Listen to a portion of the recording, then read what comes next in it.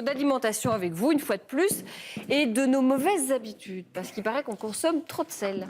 Mais oui, le Belge moyen, maintenant, ça a un peu baissé. On était à 11 il n'y a pas longtemps. Maintenant, on serait à 9 grammes de sel par personne, mais c'est le double de la recommandation officielle de l'OMS.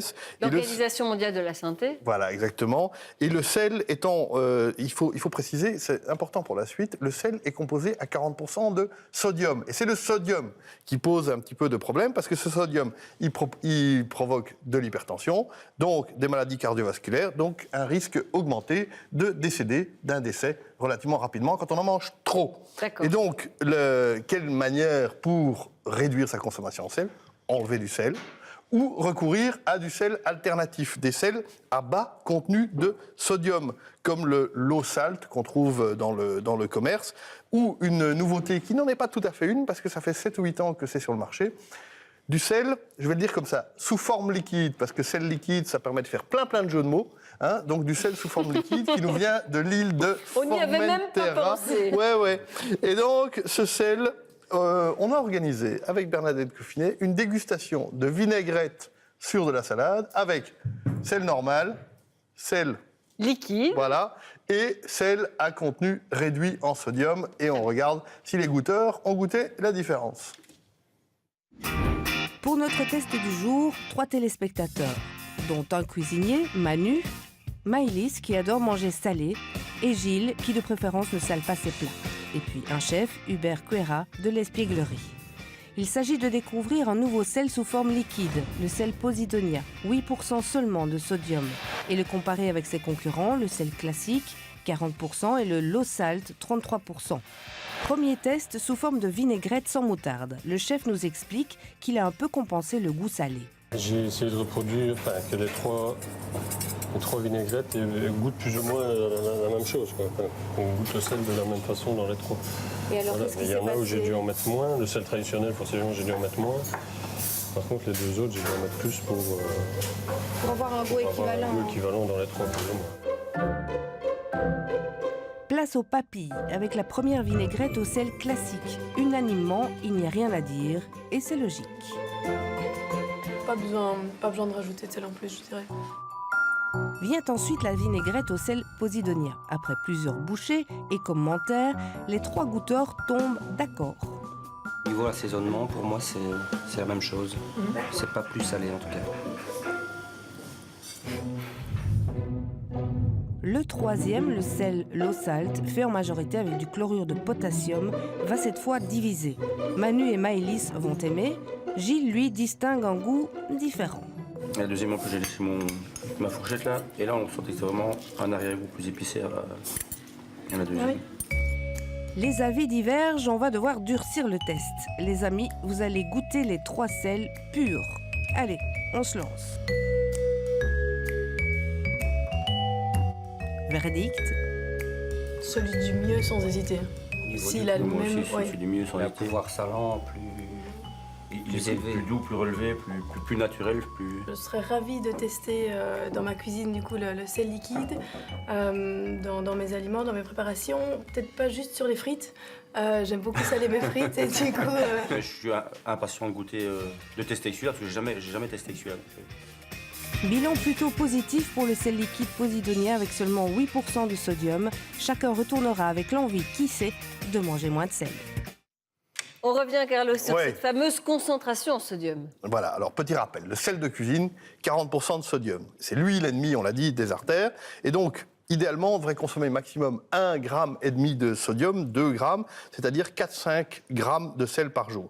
Le sel low salt, là, dans notre reportage, qui est pauvre en sodium, en effet, il ne contient que 13% de sodium au lieu de 40%, 34 grammes de potassium, mais il coûte la blinde, 10 € le kilo, hein, au lieu de moins de 1 € le kilo. Et en plus, c'est pas très bon. Hein, au goût, c'est vraiment pas super agréable.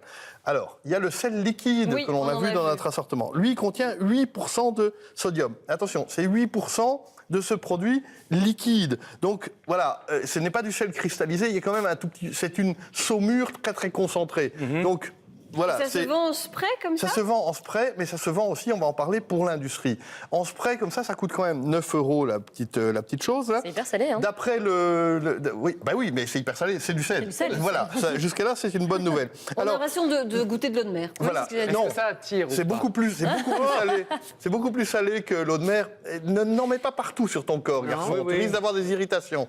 Et donc, c'est un atout séduction. si, alors, les gens qui produisent ça, ça vient de Formentera, etc., ils ont demandé à une diététicienne et elle a voulu faire une comparaison avec le sel. Et elle dit, si on fait 3 fois pchit pchit, on a 38 mg de sodium, soit 10 grammes, soit 0,1 g de sel, au lieu de 60 mg de sodium quand tu mets un coup de salière. Et c'est vrai que ça prend plus de temps de faire 3 fois pchit que mettre une fois. Donc, apparemment, en l'utilisant, il y a peut-être un côté un petit peu psychologique aussi, mais tu vas quand même employer moins de sel au final.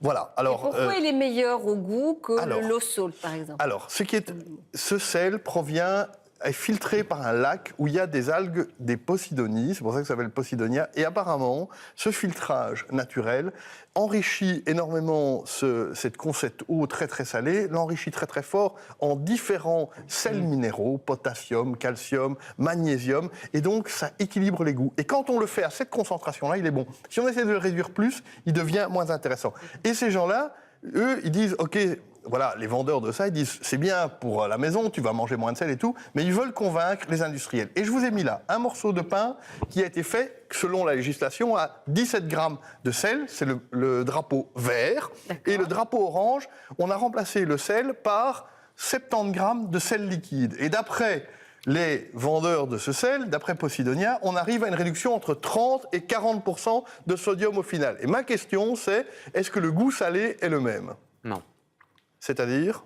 Le vert est plus salé. Pour Le vert est plus salé, Ouais. d'accord ? Moi, ça ne me marque pas. Moi non plus. Voilà. Moi non plus, Alors, je ne vois pas de différence. Ok, donc on en a un sur... Donc voilà, 25% C'est de... peut-être psychologique. Hein, Oui, mais peut-être, mais c'est intéressant. Enfin, donc, ils sont vraiment en train de faire un gros lobbying sur l'industrie. Ils vont même faire poser des questions au Parlement européen parce qu'ils veulent vraiment convaincre les industriels de passer... C'est pas simple, hein, parce que tu introduis pour le pain un ingrédient mouillé dans des ingrédients secs. Et du point de vue des procédés, c'est très, très compliqué. Et donc, ils ont... Alors eux, ils disent carrément, on va sauver 1 million de vies. Ça me paraît très ambitieux, soit. Mais en tout cas, c'est vrai que le défi, c'est finalement de garder le goût salé tout en prétendant, en tout cas en annonçant une réduction de 30 à 40% du contenu en sodium. Donc ça pourrait se retrouver dans toute une série de produits transformés. Oui, parce que c'est l'industrie qui est le défi. Alors, le premier défi pour l'industrie, c'est de réduire le sel. Hein. Il faut se déshabituer du goût salé. Ça, c'est la première chose. Mais effectivement, ce produit n'est pas inintéressant, puisqu'il vise finalement à nous garder notre goût un petit peu salé. Et au fond, c'est ce cocktail de sel différents. C'est pour ça que j'ai parlé de sodium depuis le début de cette chronique, parce que c'est ça qu'il faut regarder, c'est est-ce que le contenu en sodium diminue vraiment. On attend, là sur le pain, les analyses sont en cours. Eux disent 30 à 40% de réduction. Voilà, on verra un petit peu quand on aura les résultats. Je propose qu'on en reparle, parce qu'on verra si ce sel est adopté ou pas par les industriels. Bon, Hubert, nous, on a eu un bout de pain, mais on n'a pas eu de vin. Lui, il se sert un avec- peu de rouge comme Ah ça. oui, peut moi venir chez je toi me débrouille.